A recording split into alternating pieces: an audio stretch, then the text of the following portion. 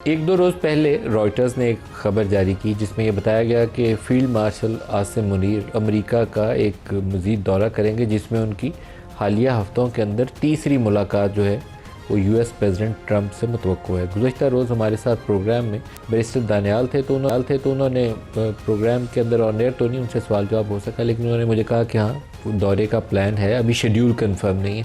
तो शेड्यूल तो जब भी होगा, लेकिन एक मुतवक्को उसके अंदर जो टॉपिक बताया गया हमें उस खबर के अंदर वो ये था कि पाकिस्तान ने जो मिडल ईस्ट के अंदर गज़ा के अंदर जो सिक्योरिटी पैक्ट हुआ है उसमें जिन ममालिक ने सिक्योरिटी के हवाले से या फ़ौज की कंट्रीब्यूशन करनी है उसमें पाकिस्तान भी शामिल है, तो मुमकिन तौर पर इसके ऊपर भी बात होगी।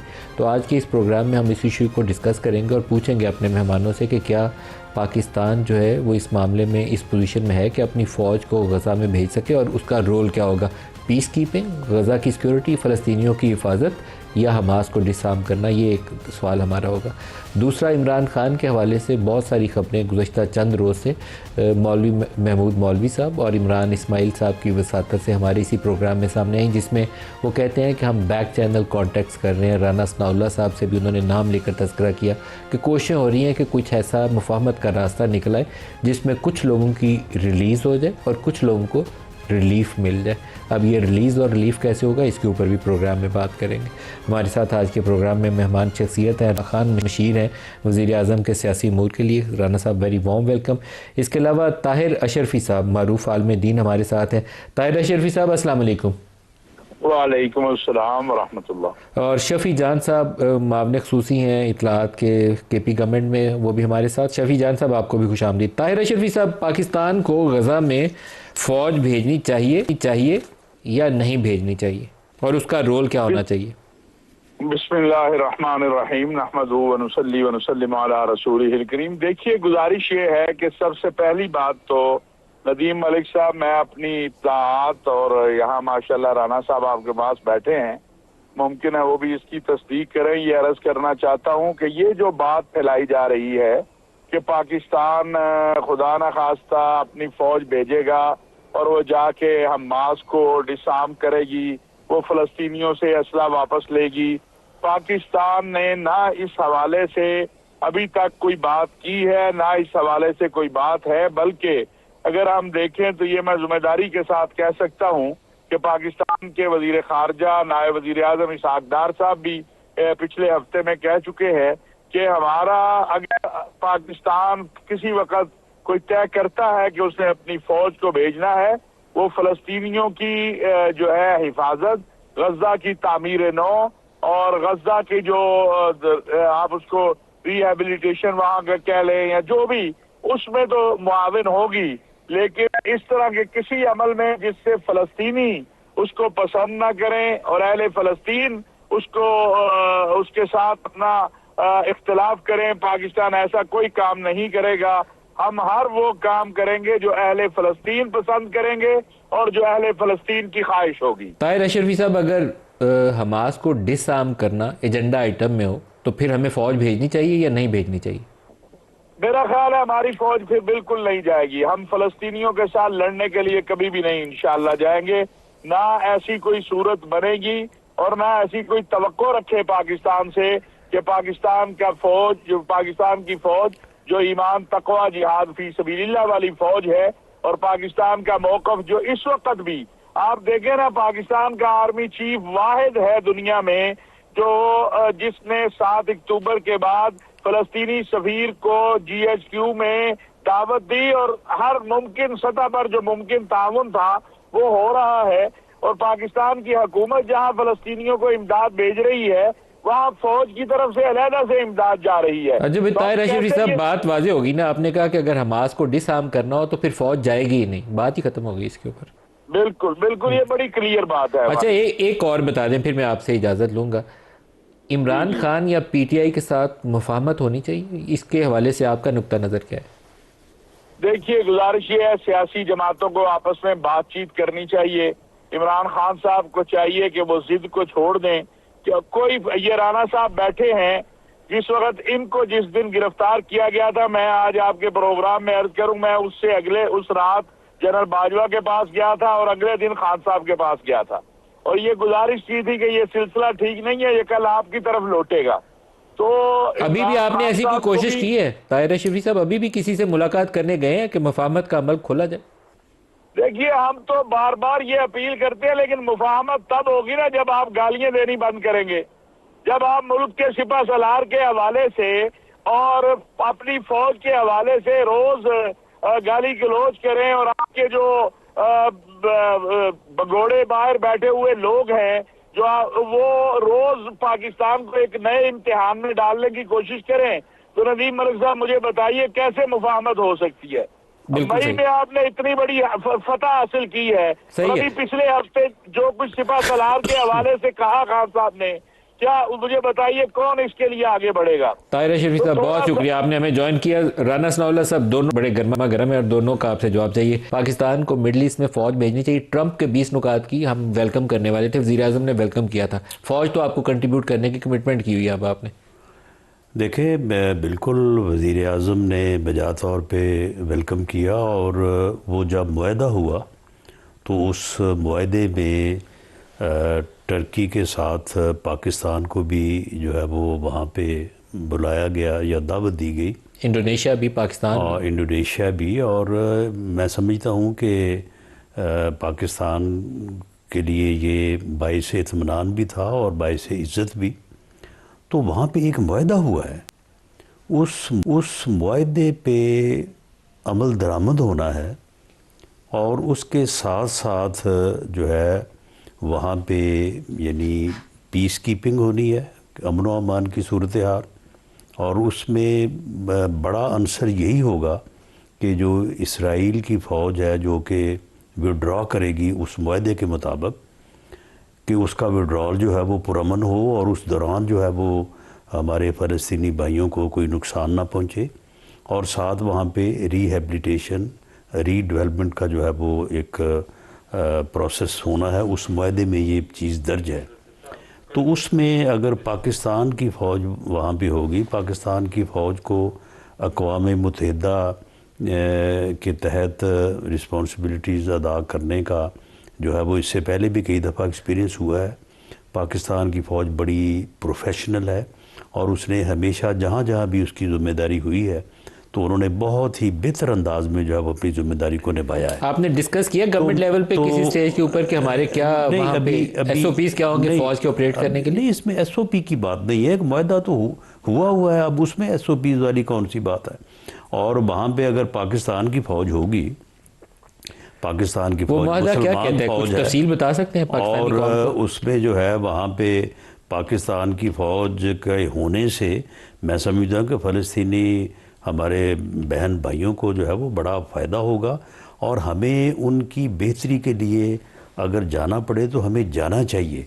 देखिए ना, 2 साल वहाँ पे इतना जुल्म हुआ है, तो यहाँ पे ये हमारे लोगों ने रैलीज़ निकाली हैं, नारे लगाए हैं, लेकिन उस जुल्म को जो है वो कोई रोक तो नहीं सका। वो जुल्म तो अब इस मुआहदे की सूरत में कम हुआ है, लेकिन अभी भी जारी है बदकिस्मती से।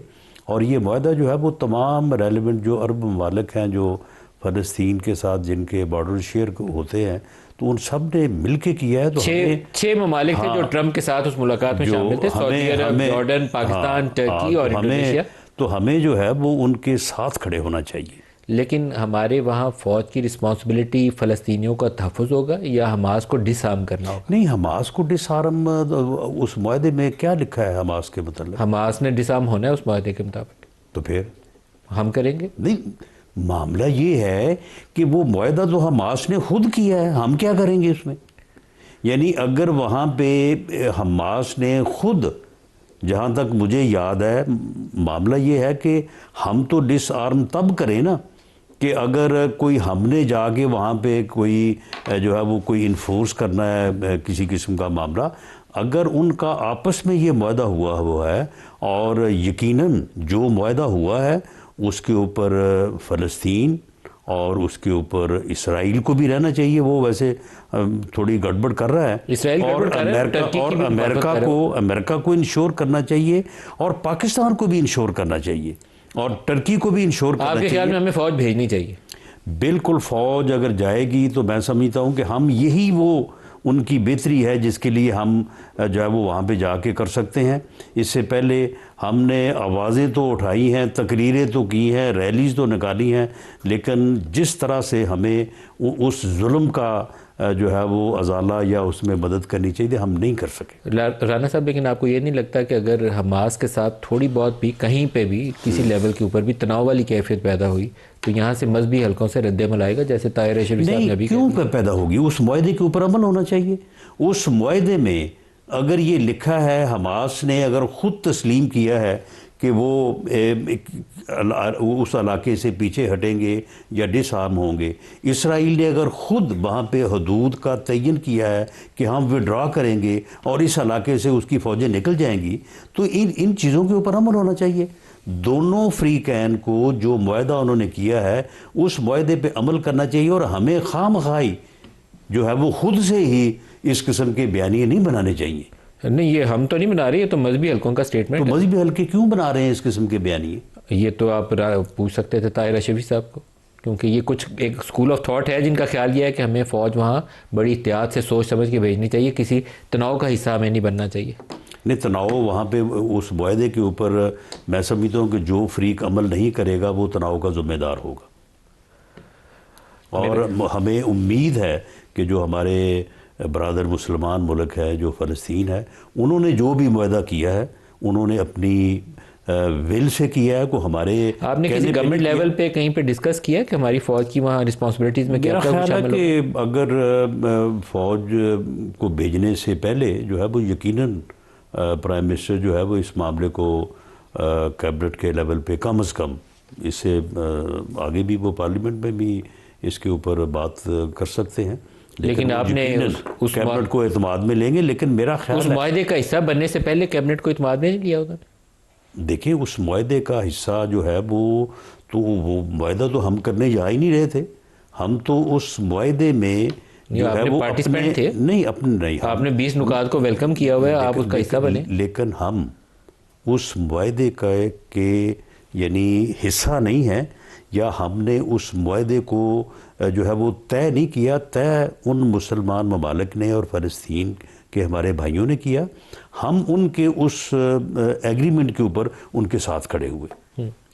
शफी जान साहब, आप भी इस पे राय देना चाहेंगे? क्या पाकिस्तान को जाना चाहिए, गज़ा में फ़ौज भेजनी चाहिए? वहाँ बड़ी जिम्मेदारी है। अगर तो फ़लस्तीनियों का तहफ़्फ़ुज़ करें तो बड़ी खिदमत का काम है, लेकिन अगर हमारी वजह से कोई ऐसी सूरत हाल पैदा हो जाए कि दबाव आए तो फिर उसके ऊपर अपनी पोजीशन भी हमें अच्छे से पहले से डिफेंड कर लेनी चाहिए कि हमें वहाँ क्या रोल अदा करना है।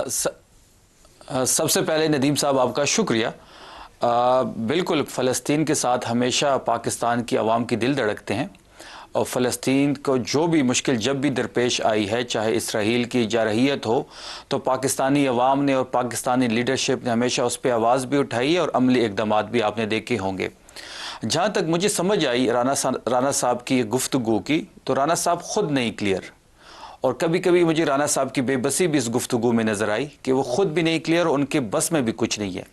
देखिए, बड़ी कोर इशू है ये। अगर पाकिस्तानी फ़ौज वहाँ जाती है तो उस फ़ौज का पर्पस क्या होगा? फ़लस्तीन की आवाम का तहफ़्फ़ुज़ होगा या हमास को डिसआर्म करना होगा?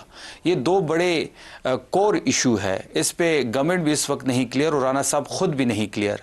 और जहाँ तक उन्होंने प्राइम मिनिस्टर की बात की, तो प्राइम मिनिस्टर कैबिनेट में लेके आए या ना लेके आए, इस इशू को इनके इख्तियार में नहीं है। ये फ़ैसला कहीं और से होना है।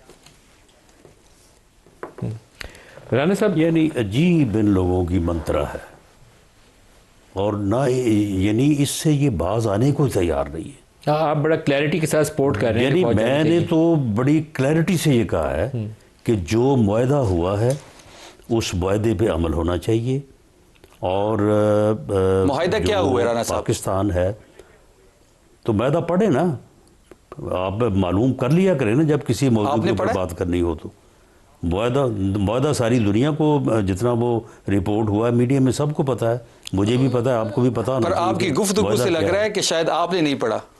नहीं, छोड़ें आप इस गुफ्तगू से। आप हर मामले को, खा उसमें रियासत इन्वॉल्व हो, मुल्क हो, कौम हो, मुसलमान उम्मा हो, आपका काम है उलझाना। आपकी जिम्मेदारी या आपकी ड्यूटी ये है। मामला ये है कि किसी तौर पे भी जो है वो वहाँ पे पाकिस्तान जो है वो फ़लस्तीन के मफाद के अगेंस्ट ना जा सकता है, वहाँ पे मौजूद होने की सूरत में भी और ना मौजूद होने की सूरत में भी। और पाकिस्तान की अगर अफवाज वहाँ पे होंगी तो यकीनन वो हमारे फ़लस्तीनी भाइयों के लिए एक बहुत बड़ा जो है वो आसरा होंगी, बड़ा सहारा होंगी। सही सर, एक और टॉपिक जिसकी तरफ आपको ले जाना चाहूँगा, महमूद मौलवी साहब और इमरान इस्माइल साहब, कल भी वो उन्होंने हमारे प्रोग्राम में कहा कि कुछ लोगों को रिलीज़ करना चाहिए जो कोर्ट लखपत में, शाह महमूद कुरैशी को, डॉक्टर यास्मीन को, उन लोगों की रिलीज़ की बात कर रहे हैं, और कुछ को रिलीफ मिलना चाहिए जिसमें वो इमरान की बात करते हैं।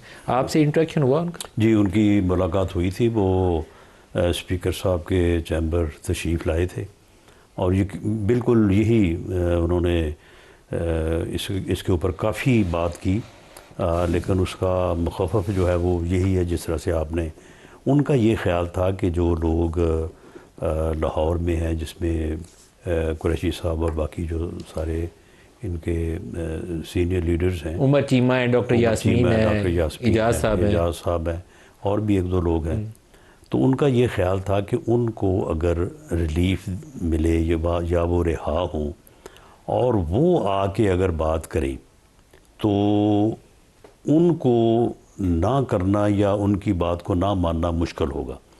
यानी वो इस बात पे यानी कन्विंस थे, एग्री थे कि पीटीआई की जो लीडरशिप है वो मामलात को सुलझाना चाहती है और वो मुज़ाकरात या गुफ्तगू डायलॉग करना चाहती है, लेकिन एक कल्ट है और वो कल्ट जो है वो इमरान खान साहब को इस बारे में उलझाए हुए है और वो नहीं चाहते कि बात हो।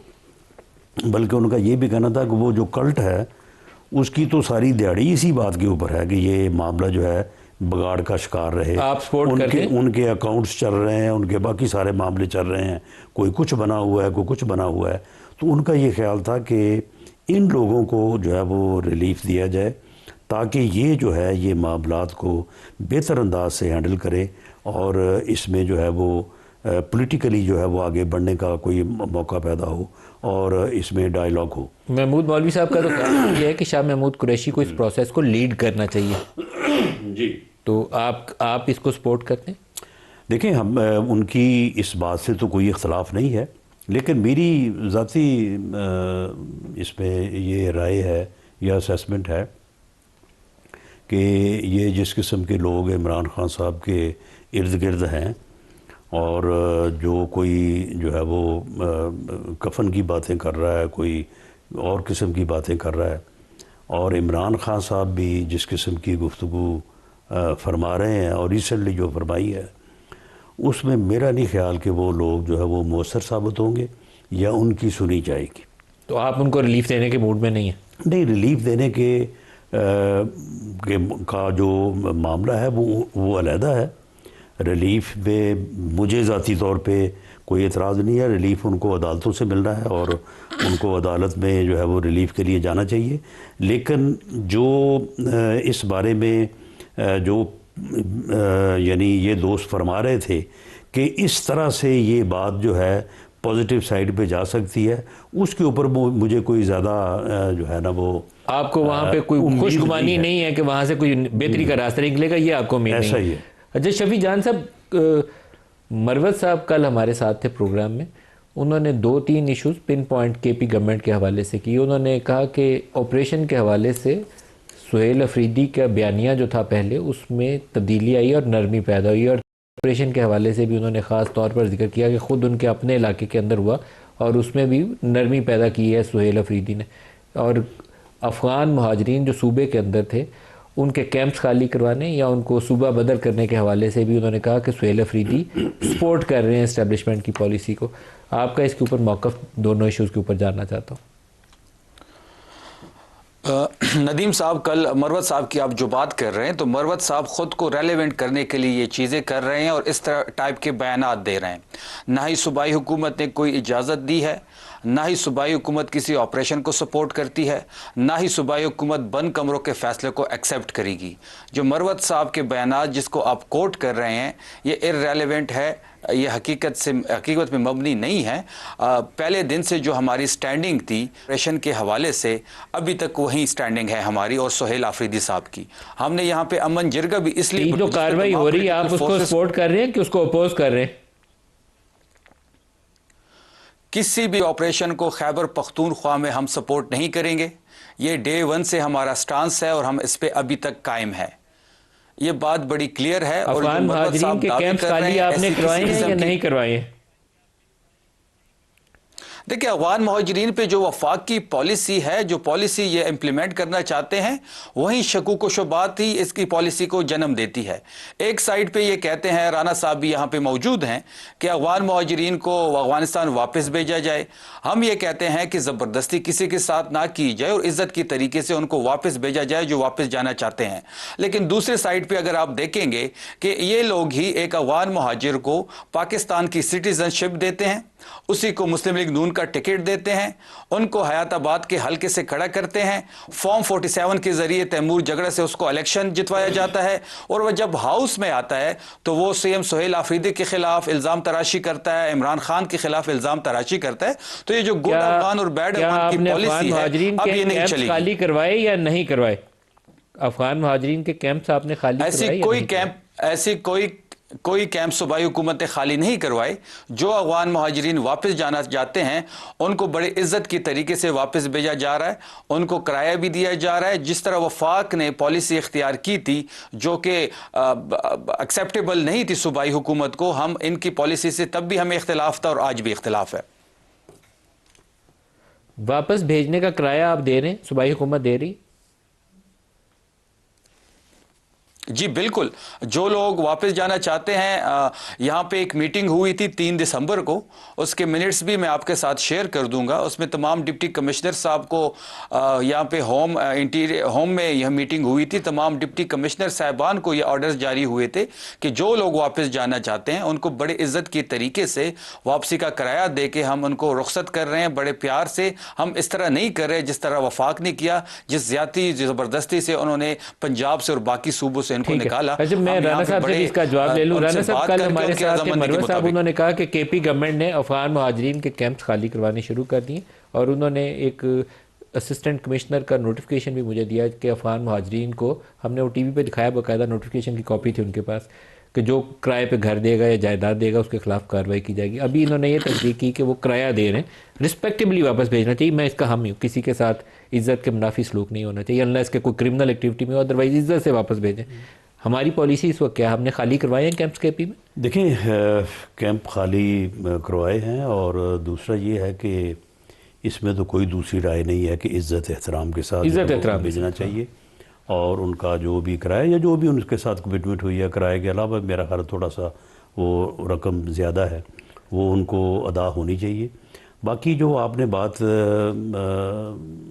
शेर अफजल साहब के हवाले से की है, मरवत साहब के हवाले से की है, और जो बात ये शफ़ी जान साहब ने की है, मैं शफ़ी जान साहब की बात को इंडोर्स करता हूँ। ये बात दुरुस्त है। ये मुखालफत कर रहे हैं ऑपरेशन जी, ये नहीं, हाँ बिल्कुल ये मुखालफत कर रहे हैं। और मरवत साहब जो कह रहे हैं ना कि जिनको फ़र्क आया है रवैये में, तो वो तो खामखा इनको मजबूर करने वाली बात है कि ये जो है वो अब अपने उस रवैये के ऊपर और ज़ोर दें। मेरी असेसमेंट के मुताबिक कोई फ़र्क नहीं है, कोई फ़र्क नहीं है। एक ब्रेक की बागी। शफ़ी जान, आपका बहुत शुक्रिया, आप हमारे साथ रहे। एक ब्रेक से वापसी पे राना साहब से ये जो डायलॉग प्रोसेस है इसके ऊपर मज़ीद बात करेंगे, हमारे साथ रहिए।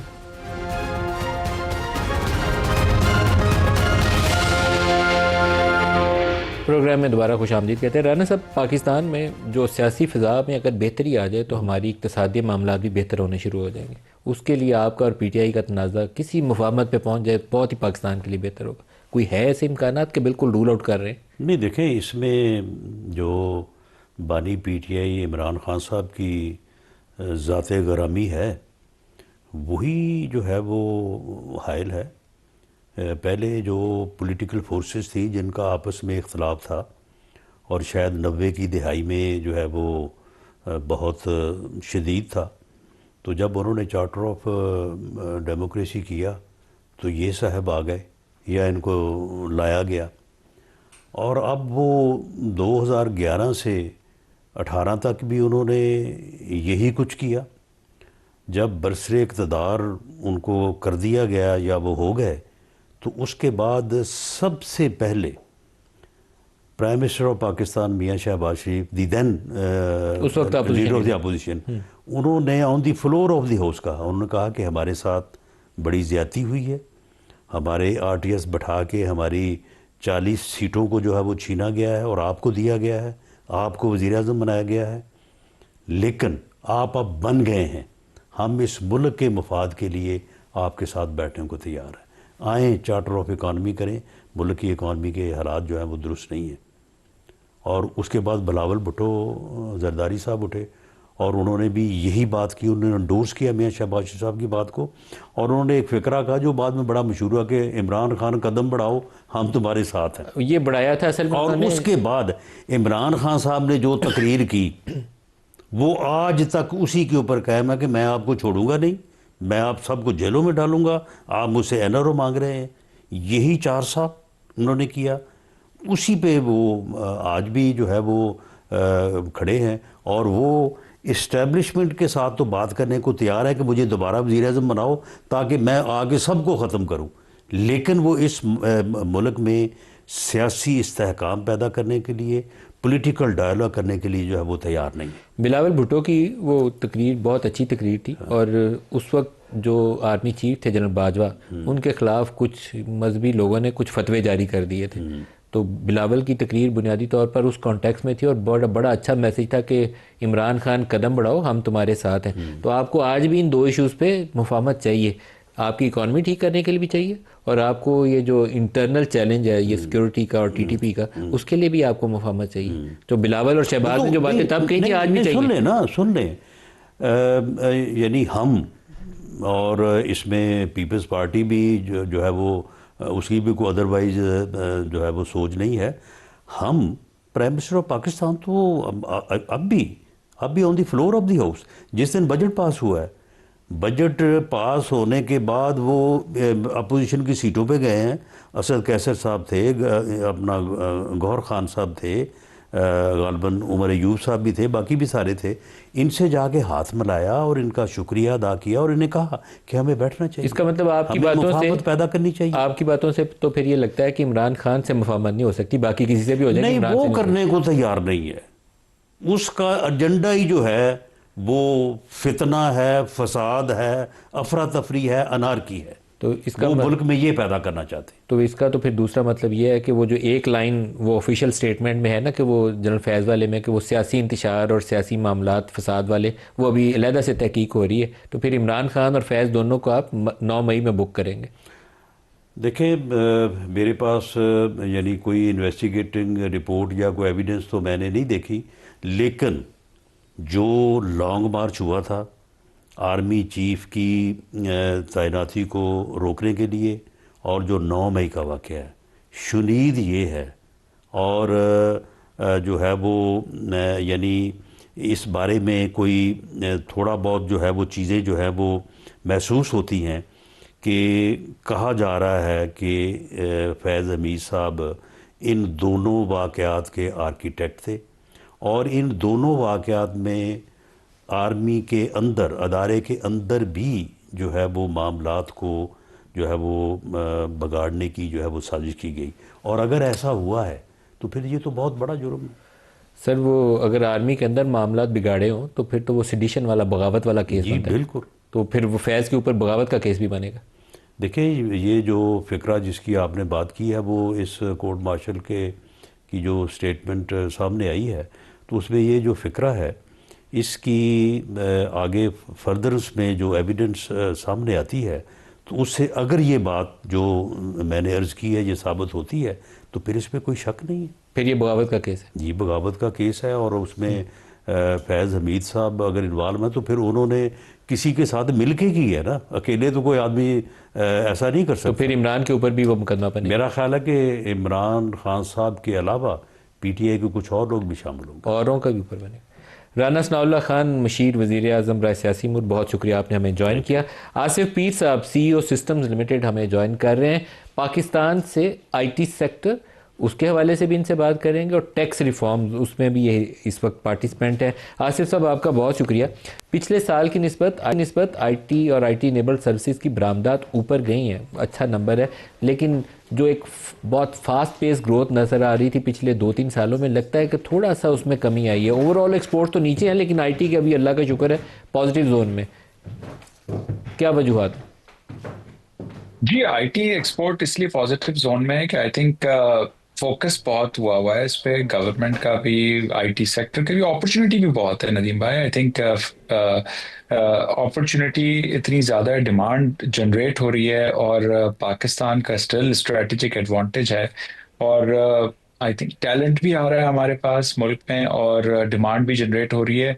आई थिंक इसको इस वक्त हमारे लिए एआई ने एक लेवल प्लेइंग फील्ड क्रिएट कर दी है, हमें इस अपॉर्चुनिटी का फायदा उठा के ग्रोथ आ रही है, और आई थिंक बहुत सारे छोटी कंपनियां, फ्रीलांसर्स, लोग सीख सीख के अपने तौर पे कुछ ना कुछ काम पकड़ के इंटरनेशनली काम कर रहे हैं, डिलीवर कर रहे हैं, और वैल्यू क्रिएट कर रहे हैं मुल्क के लिए। आई think it's very encouraging right now.